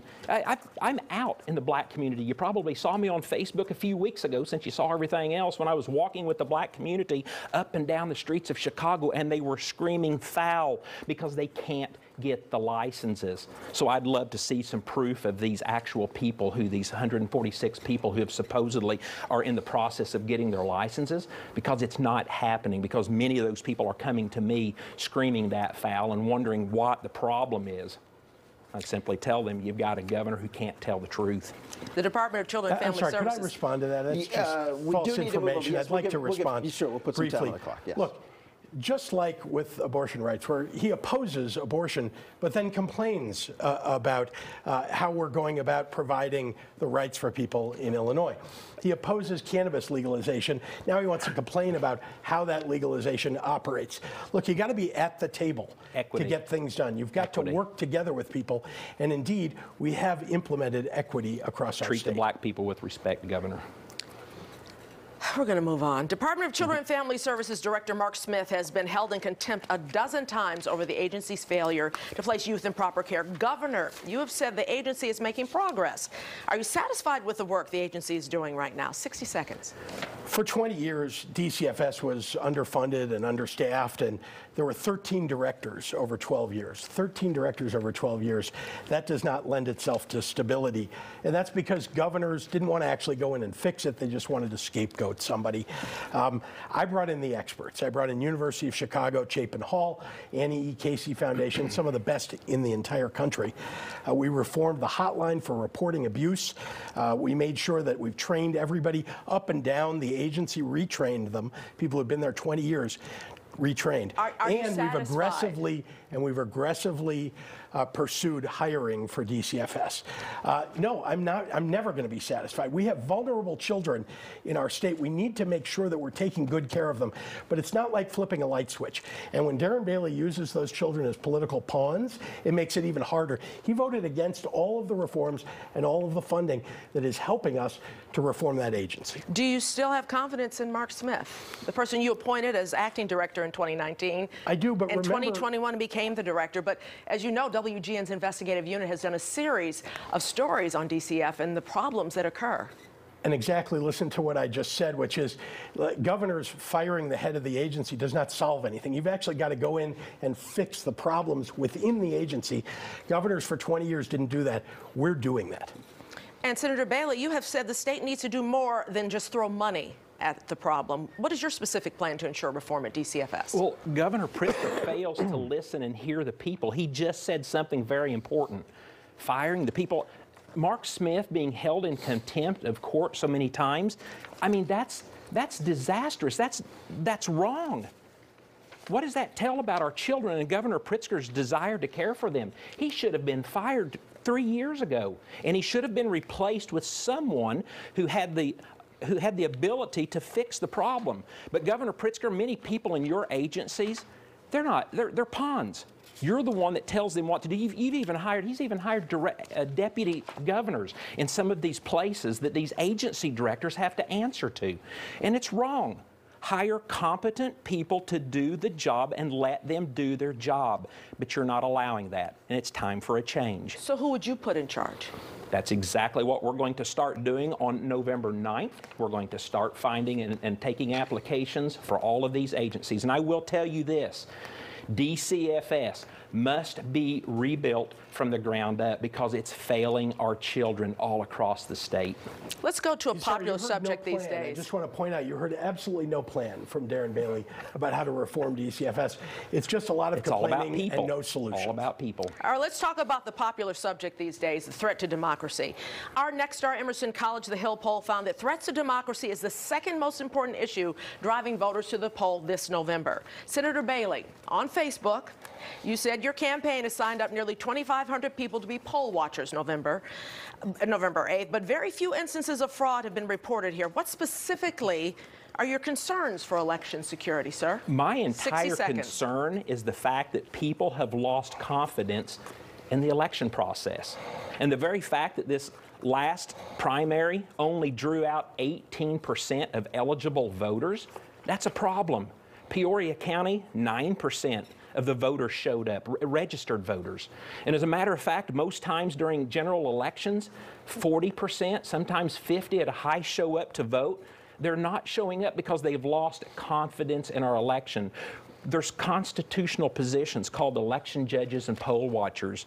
And we need to make sure that we put people in place so that we rebuild integrity to our election process and that we make sure that people show up to vote. The brave men and women that served our country, they fought to protect our freedoms. And today it's up to us, we the people, to get involved with the process and uphold our freedoms. Otherwise, as you suggest, our constitutional freedoms are at risk. Governor Pritzker, let's stay on this topic, if you will. You expanded vote-by-mail programs, access to early voting and voter registration. What specific threats to democracy do you see here in Illinois, if any? You have 60 seconds. Darren Bailey is a threat to democracy. He's surrounded himself with January 6th insurrectionists, sought out the #1 January 6th insurrectionist, Donald Trump's endorsement. Wow. And frankly, it's corrupt. You can't surround yourself with those people, with election deniers, and then say you're going to uphold voting rights in the state of Illinois. He shouldn't be let anywhere near the governor's office. Speaking of President Trump, next question to you, Senator Bailey. During the primary, the former president came in the weekend before the election to endorse you. Are you seeking the former president's help on the campaign trail before November 8th? 30 seconds. No, I am in charge of my campaign. We're the ones making the decisions, and I'm grateful for his endorsement. But, you know, it's all Governor Pritzker can do is he's ate up with Donald Trump and Bruce Rauner and Republicans. And the man wants to divide us as a nation. Friends, no more division. Let's work together on what unifies us. Let's bring safety back to our streets. Let's restore our schools, and let's get our taxes lowered so our friends and our family quit moving out of this state. And Senator, a follow-up, just a yes or no. During the first debate, Governor Pritzker said he backs Joe Biden for re-election in 2024. Can Donald Trump count on your support in 2024, yes or no?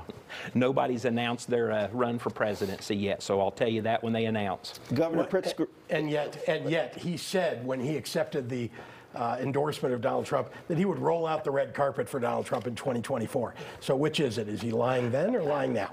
You did say that. So if he runs, are you going to support Donald Trump hasn't announced his presidency yet.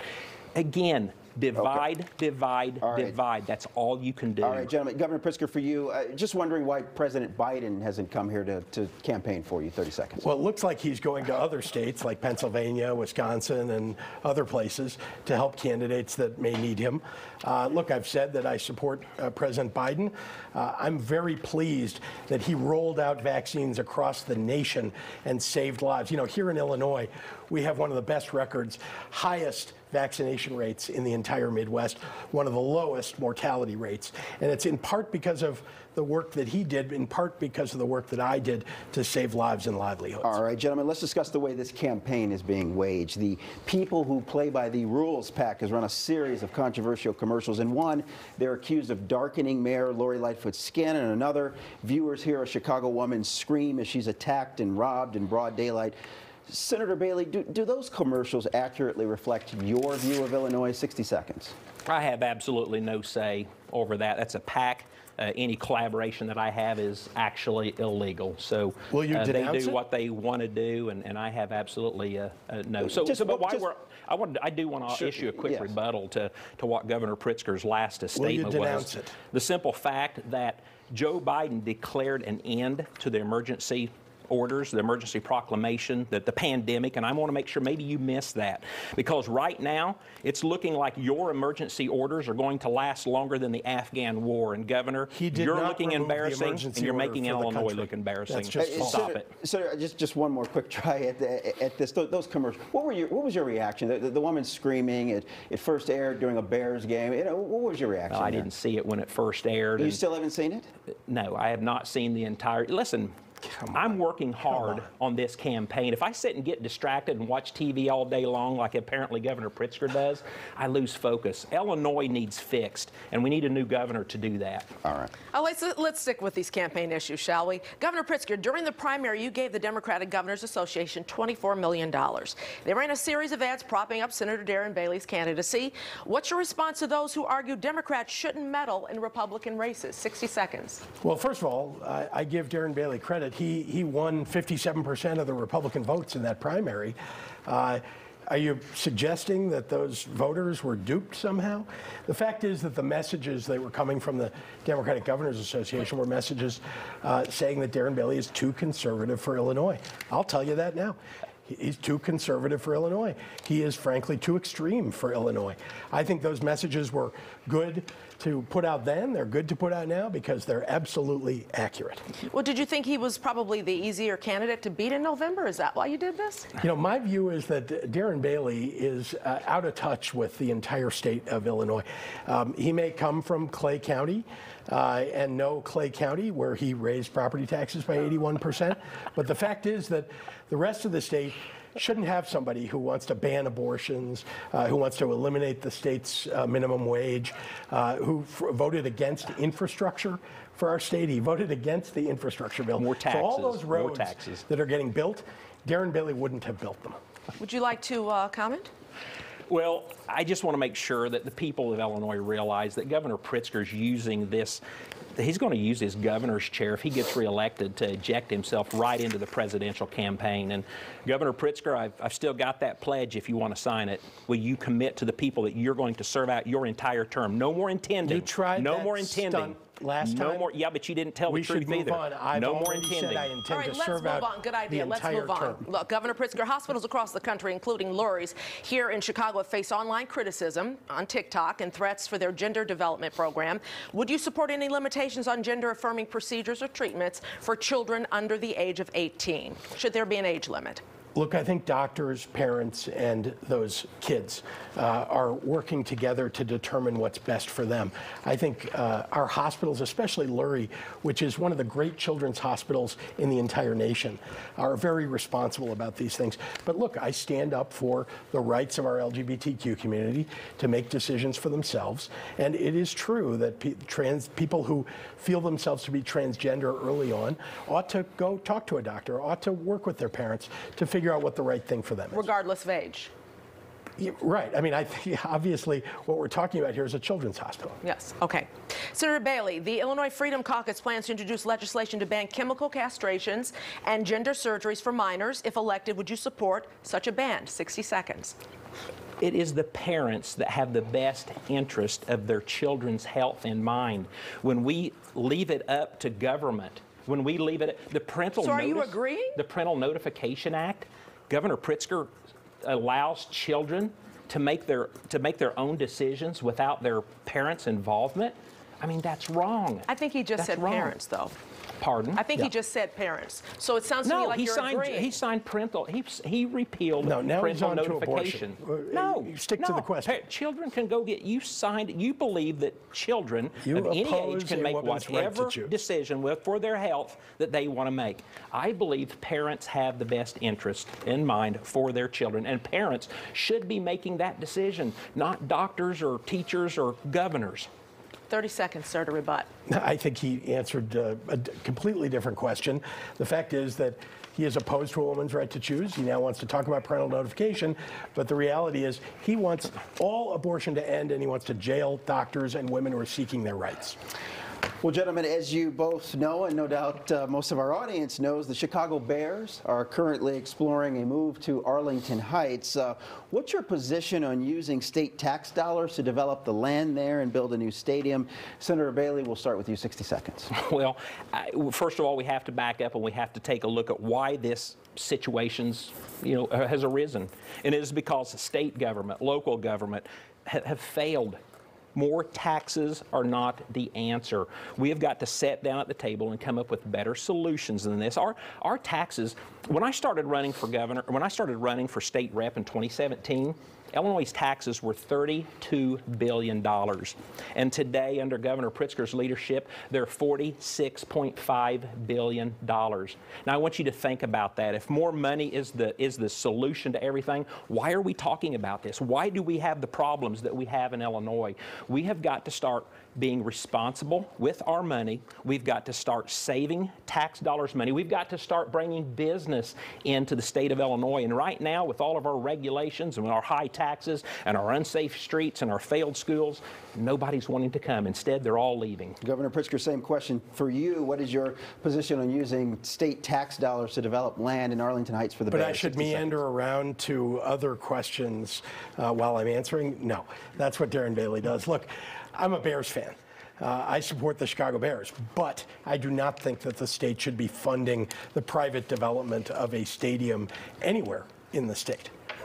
Okay. All right. Thank you. All right. Gentlemen, during this campaign, you have drawn sharp contrasts and really roughed each other up, as you did tonight. So we hope to end on a positive note, if that's okay. You'll both have 30 seconds. Tell us one thing you admire about your opponent. Senator Bailey, we're going to start with you. 30 seconds. I can do that. Okay. Governor Pritzker, I'm going to be honest with you. You look awesome. I like your suits. You look good in them. And I think that's awesome. And I hope that after the election we can come to terms and maybe you could take me suit shopping. All right, Governor Pritzker, what do you have nice to say about your opponent tonight? Well, look, I admire the fact that you married your high school sweetheart, that you've been together now for, I think, 30 years. That shows deep commitment. That's something that I feel strongly about as well. So I think we share that in common. Thank you. I want to keep this going, Mike. Very nice. It's up to you and the question, yeah. Listen, gentlemen, that's actually all the time we have for questions tonight. You'll each get 30 seconds for your closing statements. Governor Pritzker, you'll go first tonight. 30 seconds. Well, I thank you for this debate tonight, and I'm very pleased about the progress that we've made in our state. First of all, we balanced our budget, paid off all our old bills, made sure that we got credit upgrades, and provided $1.8 billion in gas, grocery, property tax, and income tax relief. We legalized cannabis. We raised the minimum wage to a livable wage and protected a woman's right to choose. I intend to keep doing that, and I ask you for your support for another 4 years. Senator Bailey, it's your turn. 30 seconds to close. My granddaughter Veda Rose just turned 9, and recently she jumped in my arms and she said, "Papa, my friend's got to drop out of AHG, American Heritage Girls. It's like Girl Scouts, because her family can't afford the gas any longer to take her. Friends, gas, groceries, heating our homes, it's too much. And it's the little things in life that's the sweetest that we're having to cut out. Friends, we can fix this. And I'm asking for your help to restore Illinois and bring hope back to our people." Thank you, Senator Bailey. Thank you, Governor Pritzker.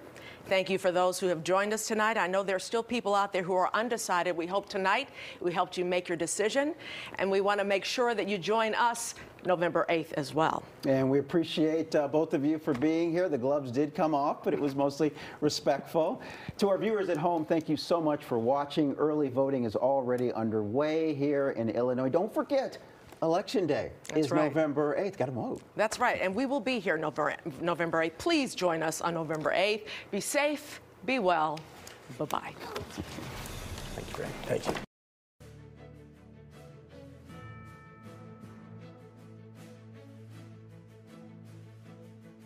But if you're watching this online somewhere, stick around because we have got post-debate analysis here on WGN News Now as I, Chip Brewster here, just let those final shots fade before bringing it right back to the live stream.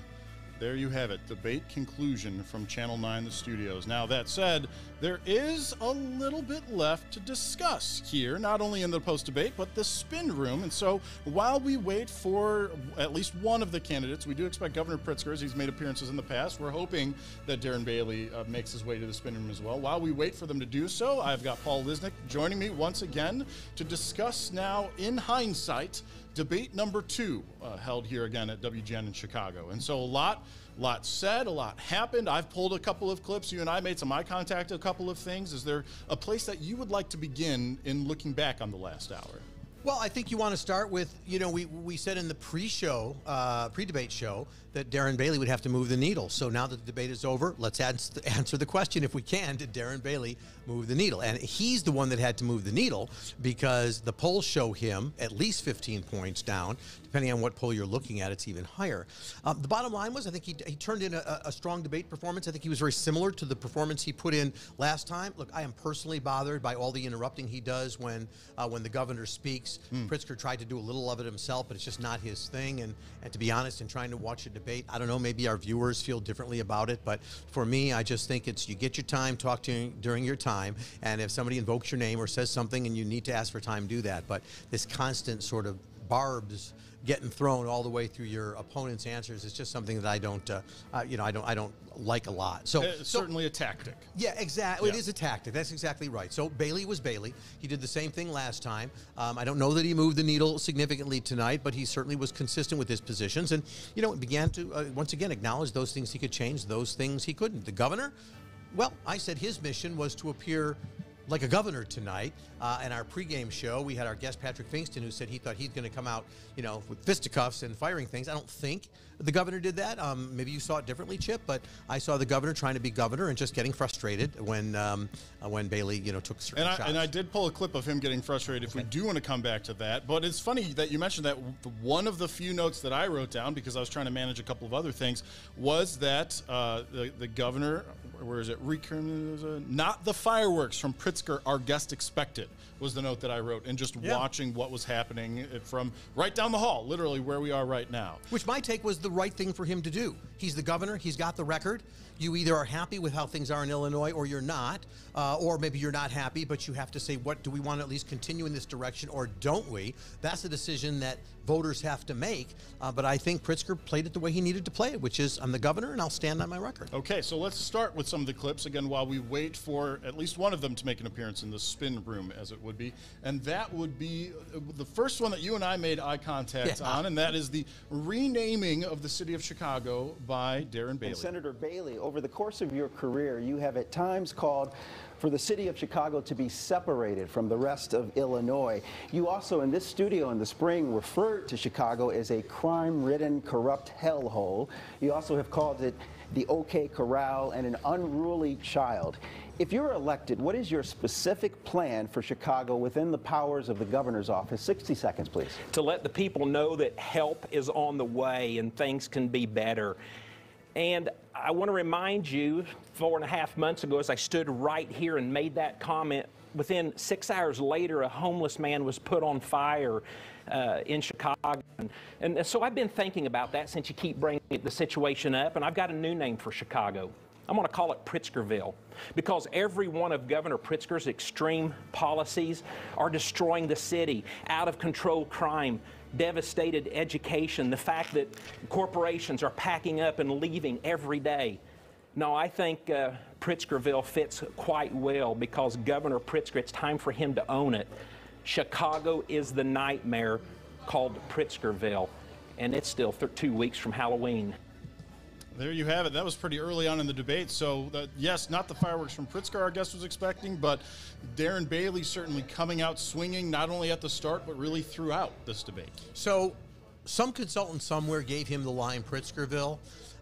You know, I had also said earlier during our pre-debate show, he's got to find a way to back off the Chicago as a hellhole because he's doubled down on it before. It sounds like he tripled down. And that's exactly right, although in a very strange way. I mean, it's almost as though let's not blame Chicago, let's just put it on Pritzker. But, you know, will people, other than you and I tonight, pulling on that line, and we did both react to it when we heard it, but are people going to say, yeah, let's call Chicago Pritzkerville?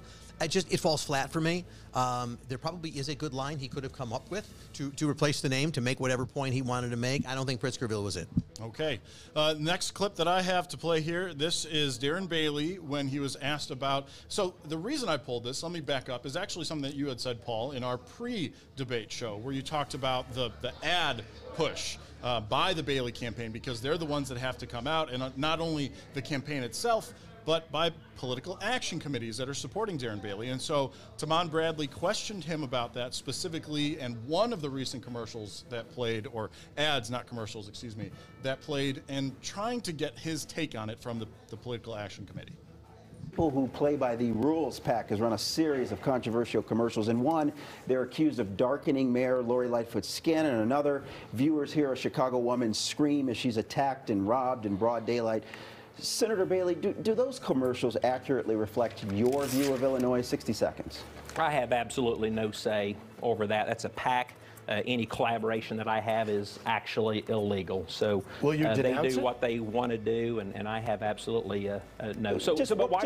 I do want to issue a quick rebuttal to what Governor Pritzker's last statement was. The simple fact that Joe Biden declared an end to the emergency orders, the emergency proclamation, the pandemic, and I want to make sure maybe you missed that, because right now it's looking like your emergency orders are going to last longer than the Afghan war. And Governor, you're looking embarrassing, and you're making Illinois look embarrassing. Stop it. So just one more quick try at this. Those commercials. What was your reaction? The woman screaming. It first aired during a Bears game. What was your reaction? I didn't see it when it first aired. You still haven't seen it? No, I have not seen the entire. Listen, I'm working hard on this campaign. If I sit and get distracted and watch TV all day long, like apparently Governor Pritzker does, I lose focus. Illinois needs fixed, and we need a new governor to do that.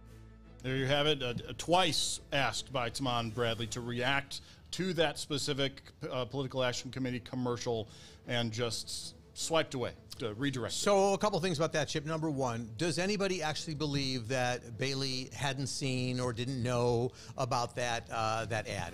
It's just almost impossible, right? We all know.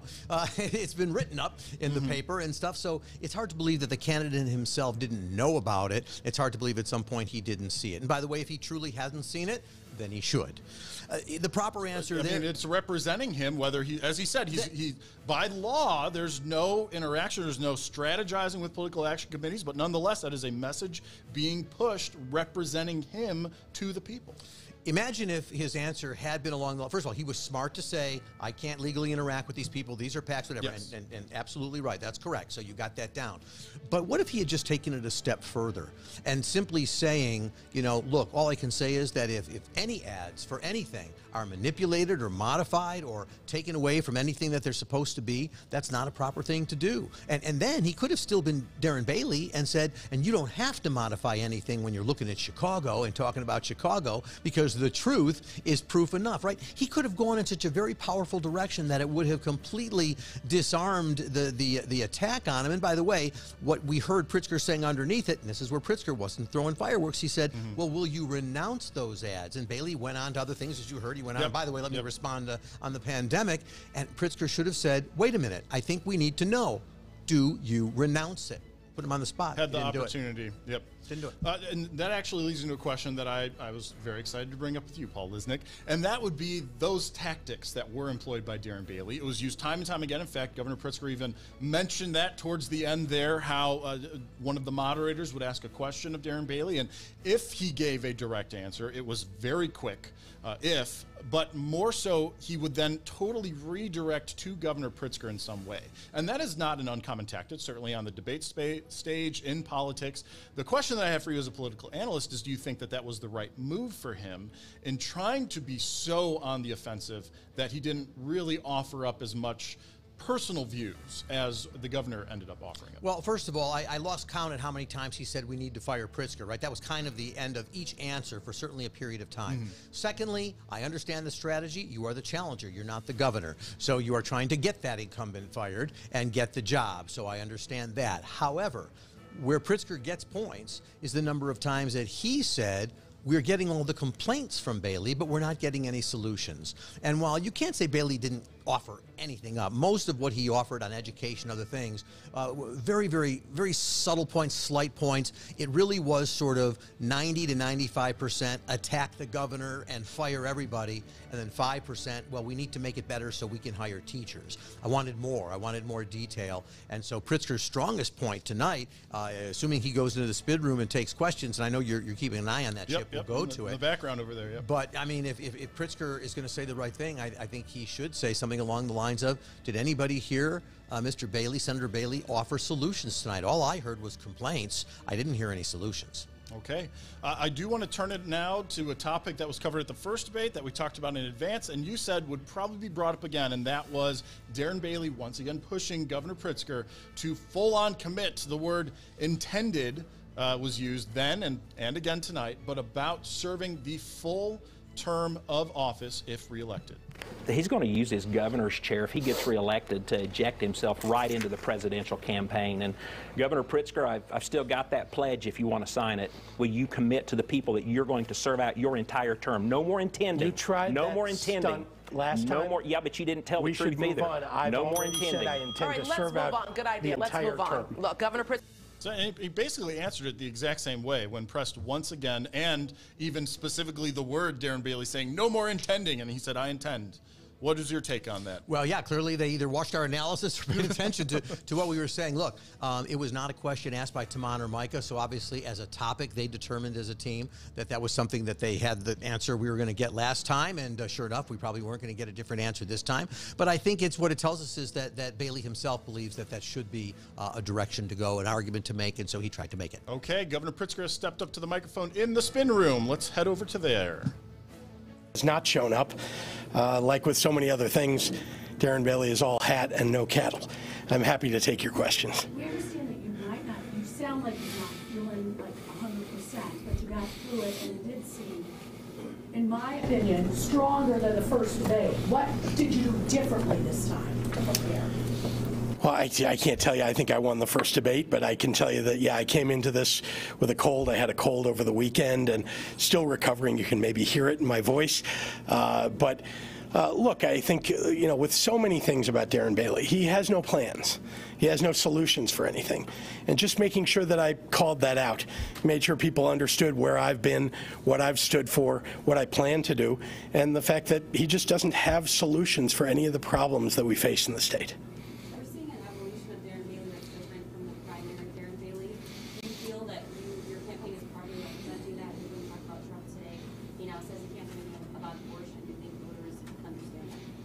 Well, he's running away from all of his positions that he's had for years.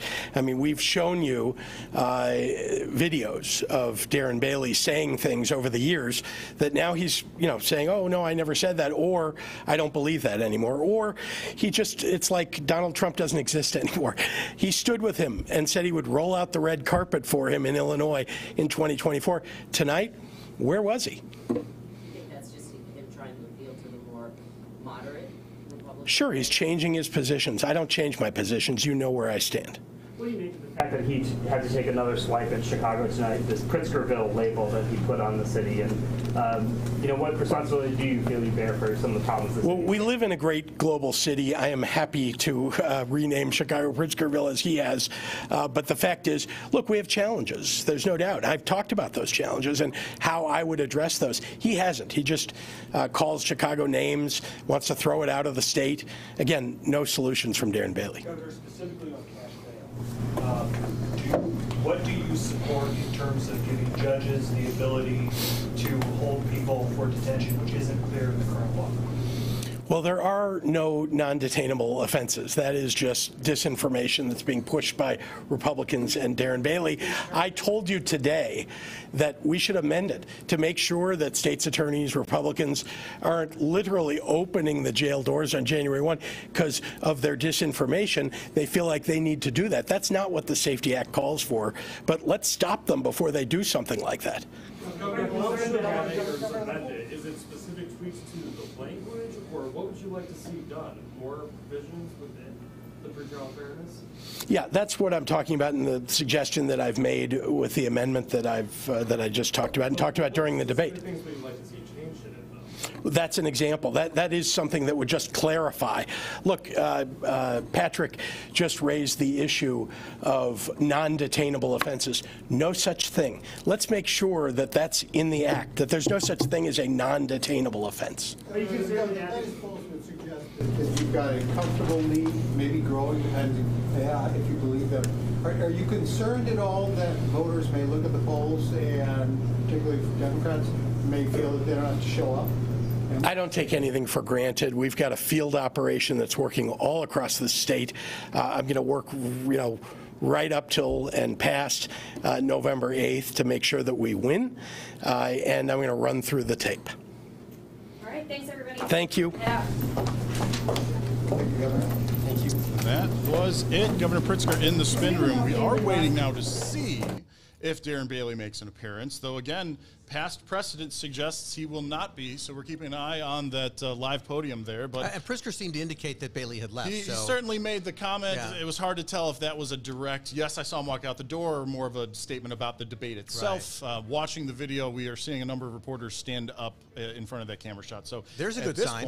At this point, it does appear Darren Bailey will not be making an appearance in that spin room. You listened in there, his reaction. I know right off the top you mentioned to me, oh, yes, reacting exactly the way that expected. I caught the whole almost embracing Pritzkerville, that comment that we both kind of agreed was a little, okay, coming out swinging there. And I alluded to the relation similar to Obama embracing Obamacare when that was used as an and that's a brilliant analogy. And by the way, I'm going to make this comment, and I know people watching us, some are fans of Obama, some hate Obama, and the same way. So this is not a political comment. Right, yeah. This is a strategic comment, which is when people forget this, when Republicans nicknamed the Affordable Care Act Obamacare, it was not a compliment. It was an attack. It was a bad thing. Yeah. And as you said, Chip, as time went on, Obama, and I remember him at some point basically saying, I'm happy to have it called Obamacare because it's a good thing for what it does to people. And now, again, whether you like Obamacare or not, but people do look back at it and see it as, they refer to it as Obamacare. And for many people, it is a good thing. Some it's not. But here, same kind of thing. You could have seen Pritzker sort of take that Pritzkerville comment and say, he could have gone after it and insulted it. But instead, what he basically said was, you know what? I love Chicago. So if you want to call it Pritzkerville because this is my city as well and I love it, I'll take it. I thought it was an actually smart move. As we said before, the Pritzker in the spin room moment, I didn't think it was a smart thing for Bailey to use anyway as the name. Pritzker obviously felt the same way, grabbed on it, and turned it around very quickly. What were your other thoughts on what was said there? It was a very short spin room time, so the press didn't dig in too deep. It was, and it was also, to be candid, I could not hear the questions. We could only hear Pritzker's answers. Yeah, that's the downside of the live stream system there, is we're just picking up the shotgun mic for questions. Right. So there was some question, because Pritzker made the comment about saying, well, I don't know that I think I won the last debate, so I don't know if that was a responsible question. If somebody said, no, you didn't, or you did, I don't know. But in that respect, Pritzker had to do what candidates do, which is to just say, hey, I won this thing.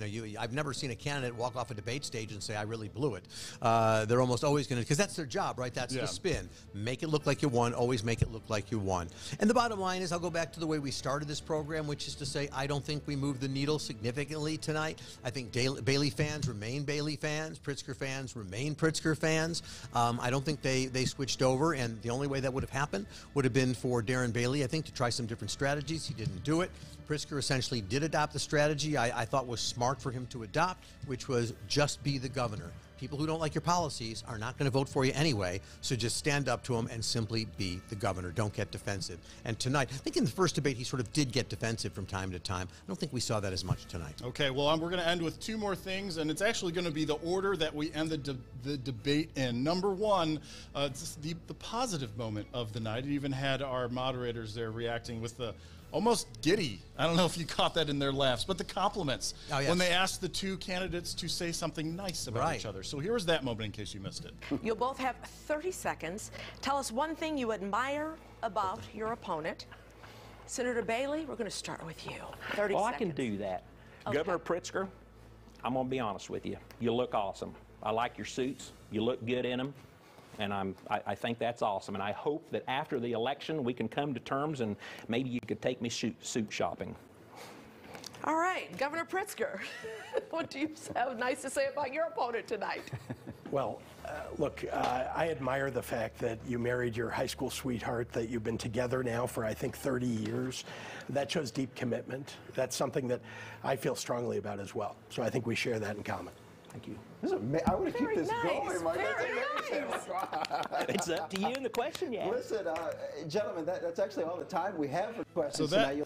It was an interesting moment for a variety of reasons. I mean, the fact that they both answered and they both did sound somewhat genuine, obviously very different compliments made to each other, but then also there did seem to be a bit of discomfort in answering the question. So just a weird, of all the moments where you can try and force someone to be unexpected, this to me was the one for the candidates. They weren't necessarily prepared to compliment each other. Yeah, I mean, I'm sure in part of their debate prep, they know that a lot of debates will end with some kind of positive thing. Remember the one a couple of weeks ago was, walkout song, what would your walkout song be? So I'm going to make 2 points. Number one, and with all due respect to my colleagues, I love them both dearly, I'm not a fan of that stuff. I'm not a fan of these say something nice, give a comment. I understand why you do it, totally get that, but it's not what I would do. However, we have what we have. And so I think I will give kudos to Pritzker for his answer, which is to talk about relationships and the respective relationships. I think that says something about Bailey's personality. I think that played very well for Darren Bailey. The bit about the suit, for me, is Darren Bailey basically saying to Pritzker, I have nothing good to say about you, and all you can do is look at, although I do like your tie tonight, Chip. I should toss that in. Well, wait. Now that the way you set up that compliment, I'm not so sure. So I that's guess all you have something nice to say about We'll never know whether me. I really just gave you a compliment. Well, it's the last time I'm wearing it. Don't you worry. That said, so you don't like the compliment thing. That's fine. I will end our post-debate analysis with their closing remarks, and then Paul, I can get some final thoughts from you. So again, what the two candidates had to say in close. Governor Pritzker, you'll go first tonight. 30 seconds. Well, I thank you for this debate tonight, and I'm very pleased about the progress that we've made in our state. First of all, we balanced our budget, paid off all our old bills, made sure that we got credit upgrades, and provided $1.8 billion in gas, grocery, property tax, and income tax relief. We legalized cannabis. We raised the minimum wage to a livable wage and protected a woman's right to choose. I intend to keep doing that, and I ask you for your support for another 4 years. Senator Bailey, it's your turn. 30 seconds to close. My granddaughter Veda Rose just turned 9, and recently she jumped in my arms and she said, "Papa, my friend's got to drop out of AHG, American Heritage Girls. It's like Girl Scouts, because her family can't afford the gas any longer to take her. Friends, gas, groceries, heating our homes, it's too much. And it's the little things in life that's the sweetest that we're having to cut out. Friends, we can fix this. And I'm asking for your help to restore Illinois and bring hope back to our people." There you have it. Closing remarks. It's the final words said by these two candidates at this live debate. And I can confirm, too, the final words that we're going to hear because our camera's shut down. So, yes, we will not have an additional appearance from Darren Bailey in the spin room. Well, you know, that's one of the reasons we have debates, because if all you did was say, let's have speech night and let each candidate just give speeches, they probably would have all looked good and would have looked like that last 30 seconds, right? Because they both made the points they wanted to make, did them in a professional manner, and I give them both, you know, great credit for those final words. For Governor Pritzker, he stood on his record. It's exactly what he needs to do as a governor. You may like him, you may not, but that's what he needs to do as the governor. And Darren Bailey, as a challenger, tried kind of a twofold approach there, which is the economy, which is something he should have been talking about all the way through, but also bringing in his granddaughter to it and sort of what will the future look like. That is a message that a challenger would have, which is this is about the future. They both did what they needed to do in their closing arguments, but of course, in the world of primacy and recency, how much did closing arguments make a difference? Probably not a lot. Fair points. Well, we've got a lot more that will come out here in the next few weeks before Election Day. In fact, Paul, I believe there's another WGN poll in the works. Is that correct? There is. Is that secret? Can I say that? Well, we can say it's in the works. It's in the works. We're not going to give any more teasing than that, but we will have more information to put out. I'll show you the results as soon as we're off. Oh, yeah. It's not done. It's not even ready yet. But either way, you can stay tuned to WGN for continued coverage, of course, of the governor's race, as well as all the races across the state as Election Day approaches. And we hope that you join us for Election Day, when we'll have extended coverage, as always, bringing you all the races that matter across the state and here in Chicagoland. On behalf of Paul Lisnek, I'm Chip Rooster. Thank you so much for joining us on WGN News Now for this extended debate coverage. Until the next live stream, I hope you all have a wonderful evening.